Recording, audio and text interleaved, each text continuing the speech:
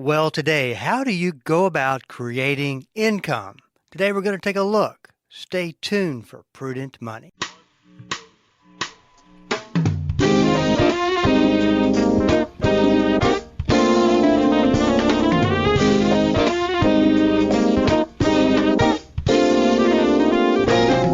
Good afternoon and welcome to the Prudent Money Radio Show. I'm your host, Bob Brooks. Thank you so much for joining me today. You know I do appreciate it. Well, if you got financial questions, I have answers for you. A couple ways to get information. You can go to the website at www.prudentmoney.com. There is an email section. You can send me an email with a question. We've been doing that for decades. And if that is, some questions, some situations are a little bit more involved, that is where level 2 comes in. And you can go onto my calendar. You can put some available time. I save some each week. And for no cost, you can block that time, and we'll set up a phone conference, and we'll talk through your situation and make sure that you have information and make sure that you have some answers so that you can figure out what your options are. One of the biggest problems that I see today with people and finances is the lack of information. I want to make sure that that is not a problem anymore. So that's why we want to make prudentmoney.com the source for information for you. That's off the website, www.prudentmoney.com. I received an email that I think is a question that a lot of people have. And it talks about the Federal Reserve Board and interest rates. It says, could you explain the whole interest rate process on whether the government cuts rates, increases rates, or leaves rates alone? It is very confusing to me. Well, it's very confusing to a lot of people. The chief function of or let's say one of the chief functions of the Federal Reserve Board is to control, monitor, and implement interest rate strategy. In other words, control interest rates. They either cut rates, raise rates, or just leave rates alone. And what they adjust is what's called the federal funds rate. And they do this just about once a month. I think they skip maybe 1 or 2 months a year. But they raise rates, cut rates, or leave rates alone, which they'll be doing that tomorrow. The market loves it when the Federal Reserve Board cuts rates.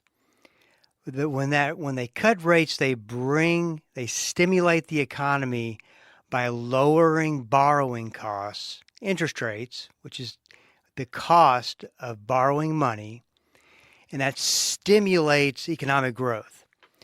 They raise rates when the market gets too hot, because when the market gets really hot, prices start to come up. It's all about inflation. Of course, as you know, we hear so much about that in today's news. Is inflation had gotten out of control, so the Federal Reserve Board raised rates a number of times to get inflation back into control. And according to their numbers, not the real numbers we all live by, but their numbers, they've been effective. So the market wants them to cut rates. And there's, of course, a lot of predictions that will happen next year. I personally don't believe that it's going to happen like the market thinks it's going to happen.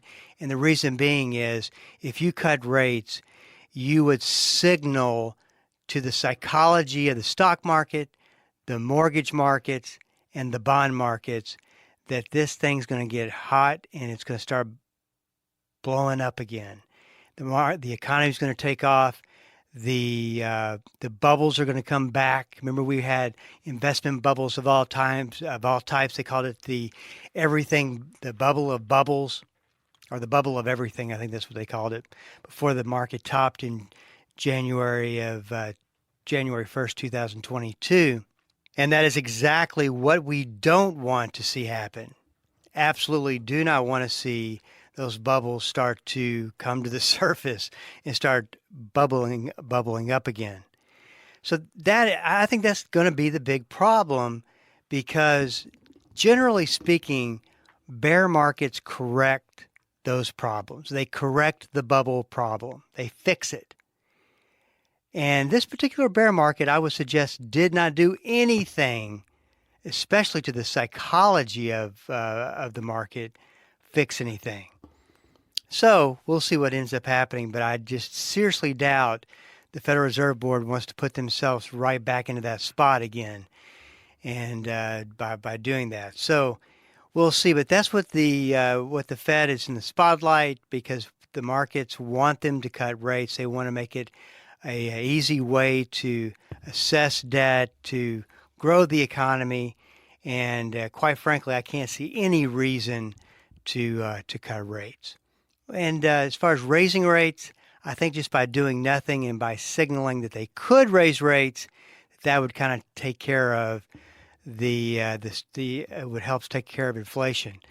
The problem that we have with the inflation that's left is that interest rates I believe, are not going to be sufficient to take care of what we have left in inflation. It's going to take more of a economic recession, a fairly deep one, to take care of that. But hey, it's just my opinion. We'll see. We'll see what happens here in the future. I think next year is going to be a very interesting year, much less throwing on top of that the 2024 presidential election. It's even hard to say that and believe that that's going to be happening, but that is going to be the situation. And boy, it's going to be a doozy. I was having breakfast today with Chuck Bentley. Chuck comes on the program. He's visiting in Dallas, visiting family for Christmas. And I just really felt very blessed to have that time with Chuck. He's the CEO of Crown Ministries, also very published author, and he comes on the program once a month and talks stewardship and personal finance. Just super great guy. And we were talking about everything that's happening, and what I said to him, I said, Chuck, if you look into the future a year from now, if we're sitting at this table, what would we say we couldn't believe that happened, or we didn't see that coming? And I think it's going to be that kind of a year. So back to rates real quick, something I want to mention is that whether or not the Federal Reserve Board moves the federal funds rate, the bond market can raise rates or lower rates by the way interest rates or bond prices go. Remember, if bond prices go down, interest rates are going up, and if bond prices go up, interest rates are going down. Mortgage rates, who follow the bond market, and the Federal Reserve Board rates, federal funds rates, I'll say it that way, really haven't moved that much. They're still, it looks like today I took a look at 7.35%. And that surprises me a little bit. I really don't know what that means, but that does surprise me a little bit. I thought that they would have moved down quite a bit more than they have. But it's a wait and see game. Like I said, I got my opinions. The market's got their opinions. We will see what time will tell. Hey, this is Bob Brooks, and you are listening to the Prudent Money Radio Show. Let's talk a little bit about income, because income is the name of the game for retirees, obviously. How are you going to produce income?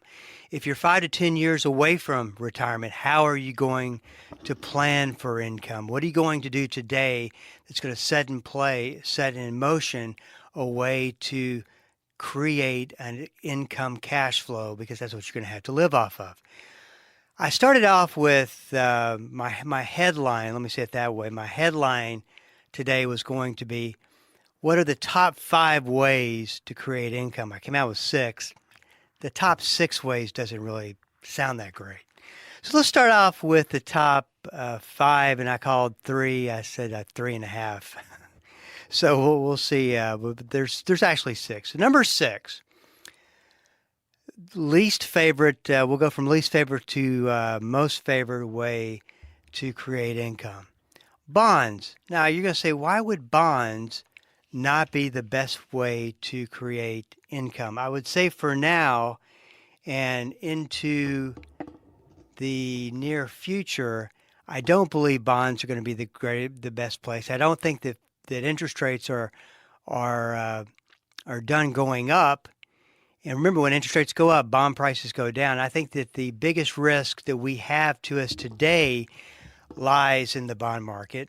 So I would shoot bonds way up closer to the top, but for now, I just don't think that that's the environment to be getting into bonds. I'd be very careful with bonds. Plus, in order to get the kind of interest rates that you really like to get, you're going to have to pay a premium for bonds, and I just don't know that it's worth it, especially with the risk level as is in the bond market. Number 4, income riders. Now, an income rider is something that you will find associated with a fixed indexed annuity, which is a type of annuity that makes a part of it a way to create income in the future. So basically what you do, you put your amount of money into the fixed indexed annuity, and from that, as it grows over time, so does this income rider. And the bigger that income rider gets, the bigger the base gets of growth, the larger and the longer you wait, the larger the guaranteed income will pay out for the rest of your life and the rest of your spouse's life if you set it up that way. Now, this is not to be confused with what's called annuitization of an annuity, where you lose all control, you lose death benefits and all kinds of things. Nothing like that. It's just simply an income rider. Once again, the purpose of this to create income down the road. But there's a litmus test that you've really that you need to run those numbers through, which I will talk about on the other side of the break. Hey, this is Bob Brooks. We are up against a break. Stick around because I'll be right back. This week on A New Beginning, Pastor Greg Laurie presents a fascinating message called What I Would Tell My Younger Self. What guiding principles are important to share with the younger generation, or any generation? Insights from the most requested messages of the year on A New Beginning with Pastor Greg Laurie.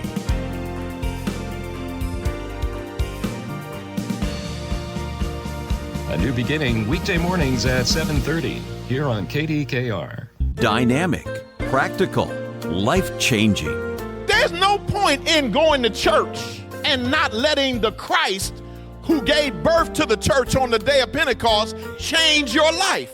Join us each day as Pastor Paul Shepherd applies the timeless truth of Scripture to everyday life. It's Destined for Victory on this great station. Weekday afternoons at 3:30 here on Bible School Radio, KDKR. Welcome back. This is Bob Brooks, and you are listening to the Prudent Money Radio Show. Thank you so much for joining me today. You know I do appreciate it. We're talking about the top 6, couldn't get it down to 5, so 6 ways to create income in retirement. Talked about bonds, number 6. We're going from least preferred to the best method.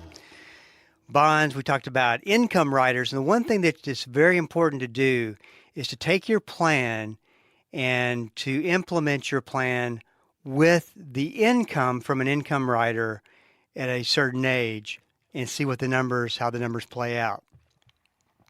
This works a lot like Social Security does, in that it's, except for it doesn't keep up with inflation, and that's the only downside to it, but it does grow in a lot of cases like Social Security does. The longer you wait, the better off it is.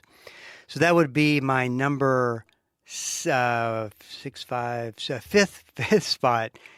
The 4th spot would be simply a growth strategy. Let's say that and this is getting kind of innovative, more so you don't really have to use this as much today as in the past when interest rates were rock bottom, and there was nothing that you could, there weren't a whole lot of options.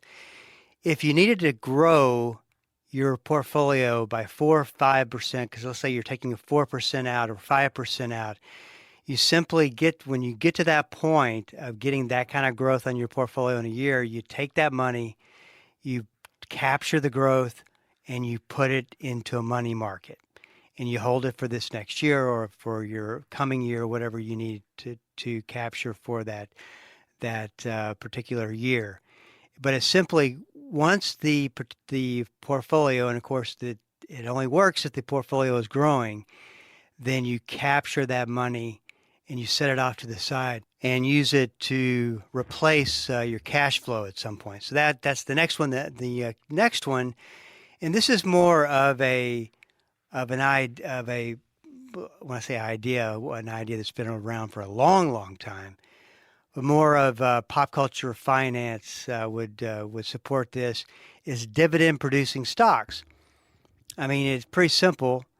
Stocks that produce dividends do predict cash flow, and you can take these dividends off of the stocks that pay, either every month or every quarter, and you can use it to live off of.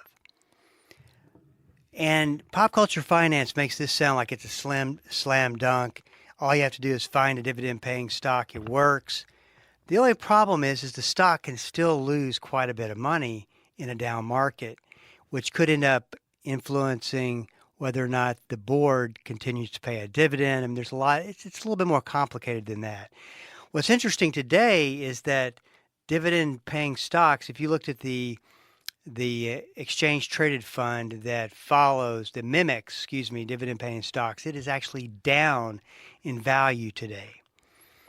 So dividend-producing stocks have not done too well, and which kind of takes away from the point of receiving a dividend.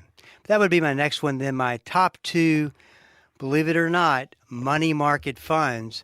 When you can draw 5% off of your money market, that's not too bad of interest considering. Now, you can't compare this to other times in history. There's been obviously way better times of interest rates. But today, in this environment and what we've been used to coming up to today or this year, 5% interest rate is not bad. And you can always take that interest off the money market and use it to live off as cash flow. Now, the downside to that is there's nothing that guarantees that interest rate will stay at 5%. It could go down. And if the Federal Reserve Board started cutting rates, that would happen. That rate, I believe, would for sure fall down and decrease in value. Not the money market, because money markets aren't designed to decrease in value, just the interest that they're paying on it.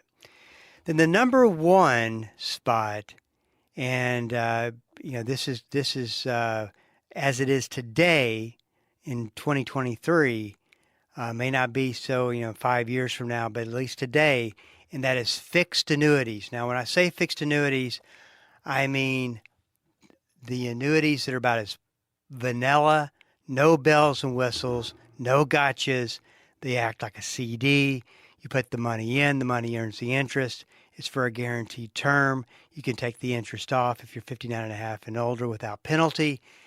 And it makes for a great source of income if interest rates are high. You can get a fixed annuity today paying 6% in interest locked in for 10 years. That's really a good rate, making it number one on the list. The downside could be something happens to the company, but there's state covered plans that the insurance companies are a part of that cover an insurance company failure up to $250,000. According to the State Board of Insurance, you're not supposed to use that as a reason to purchase annuity nor to market an annuity. Just throw that out there as a disclaimer, but it is the way the states are set up. At least I know the state of Texas is. And it is, that could be the problem. The next issue could be in 10 years when your rate lock is over, interest rates could be 2%, 3%, who knows. But for now, it's a great way to get a guaranteed rate and grow money over the long term. So number one on the list is fixed annuities. Now, when I say the word fixed annuities, make sure you don't get that confused with fixed indexed annuities. the annuities from the 90s, because you have to, and fixed annuities in general. And you have to remember there's several different types of annuities, so you need to know which one you're talking about. The one I just described is about as innocent as they get. There's nothing to it. It's a fixed rate, a guaranteed rate, locked in for a term, no gotchas, goes away. The rate goes away at the end of the term. You can get as little as 5.95 or as much as 5.95% on a 5-year guarantee. That's another number that's current as of today. But the horrible reputation that annuities have dates back to an annuity called the equity index annuity of the 90s. This was the world's worst investment option that you could possibly imagine. And it ended up that it was misrepresented by advisors, and the product was a horrible product to begin with. Consumers didn't understand how it worked, and it led to lawsuits. Finally, they dropped the product. It was a very bad mark on the annuity industry. So people hear all these bad things about annuities, and they say, well, I don't want to do that, when it's really a shame. Now, let me say this. Annuities, even today, still have a reason they have a bad reputation, because there are a lot of bad annuity products out there. I've seen them. But there are also a lot of really good annuity products out there that are a good fit. But the key is they have to be a good fit for the client. And they have to be a good product, a very good product. And what I see is really two problems with one in particular, probably the highest selling type of an annuity that people invest their money into is that fixed indexed annuity. Not to get into the nuts and bolts of how it works and all those good things, because I would rather you not change the channel. But the key is that the insurance company has control over how much you make or you don't make on an annual basis. So you definitely want to make sure that you are careful what insurance company that you pick. And as far as fixed index annuities go, it's hard to say. But at the end of the day, it's important to have the right expectation of what your return could be. And what ends up happening is a lot of advisors set those expectations a little too high, and so investors get upset about it. Then they find out or realize, maybe they forgot, or they just look and see that they are in a 10-year surrender charge period, and they can't move their money out without big losses or anything like that could happen like that. So therein lies a couple of the problems. Once again, they are a great alternative, good and a good type of investment. You just have to make sure that it is the right thing for you and that it makes sense for you. And if there's a match, it's worth looking into. If there's not a match, they're certainly not worth looking into. But just remember, take every type of annuity at its own merit versus what has historically happened to equity index annuities in the annuity market, because not all annuities are bad. That's unfortunately that's the message you get from Pop Culture Finance. And I know for a fact there's some pretty good ones out there, especially the fixed ones paying guaranteed rates. That has been a really good product, and hopefully we'll see those fixed rates stay in place for a while longer. Hey, this is Bob Brooks, and you are listening to the Prudent Money Radio Show. Thank you so much for joining me today. You know I do appreciate it. If you got a question for me, please go to the website. There's a couple of ways to get information. If you just want to do it by email, you can go send an email in, and we'll get you taken care of. That's pretty easy to do. Been doing that for years. And just recently introduced a new way to do this by getting on my calendar. If you want a short phone call, there's no cost to it. It's my way of helping and making sure that prudentmoney.com is a resource to help you with all your financial needs. That's all at the website, www.prudentmoney.com. Well, we are all out of time. Until we do meet again next time, keep the faith and have a great rest of the day. That's all the time we have for today. Questions or comments for Bob, or to find out more great information like what you've just heard, visit www.prudentmoney.com. Be sure to join Bob Brooks again for the next edition of Prudent Money.